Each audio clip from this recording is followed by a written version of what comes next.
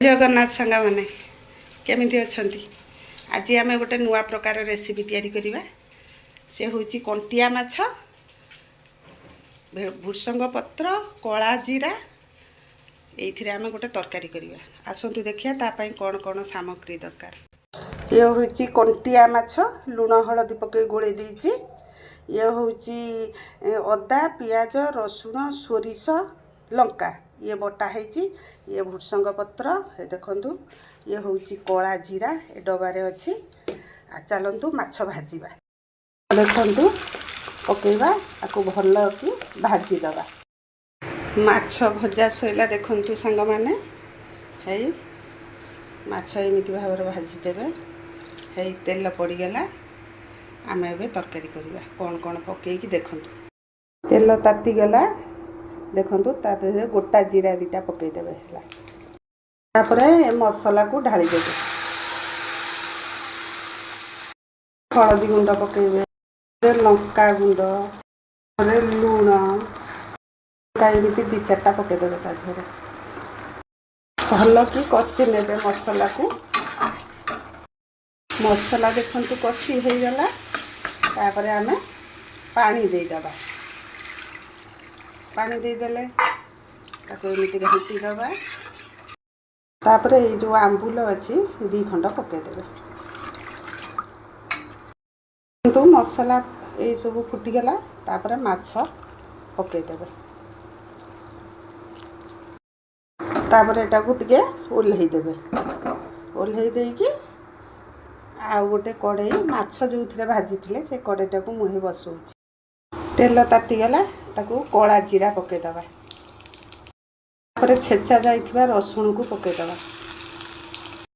भुसंग पत्र पकईदबा। सब आधे पकईदबा।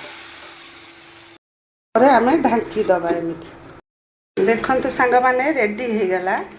कला जीरा भुसंग पत्र छुंकरे कंटिया माछ झोल देखु। आपको थोड़े बनईकी खाइबे केमिति लागुची कमेंट रे जणाइबे। जय जगन्नाथ।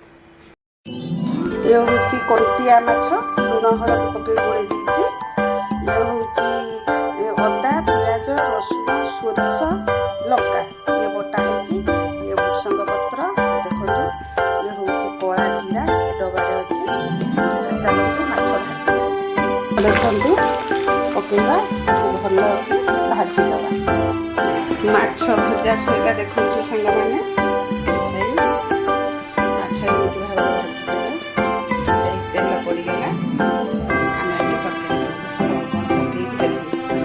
तेल तातीगला देखु गोटा जीरा दीटा पकईदेवे।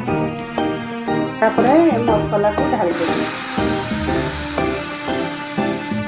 हलदी गुंड पकईबे लंका गुंड लुण एमती 2 चार्टा पकईदेवे भल कि कषि ने मसला को। मसला देखु कषि हो गला तापर आम पानी देदेबा।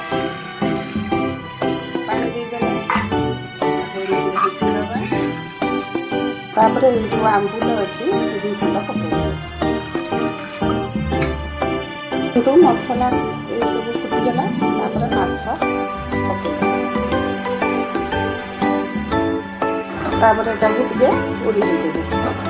ओल्हे देकी आ गोटे कड़े माछ जो भाजी थे कड़ेटा को मुहे बसौची। तेल तातीगला ताकू कला जीरा पकईदबा। छेचा जाइथिबा रसुण को पकईदबा।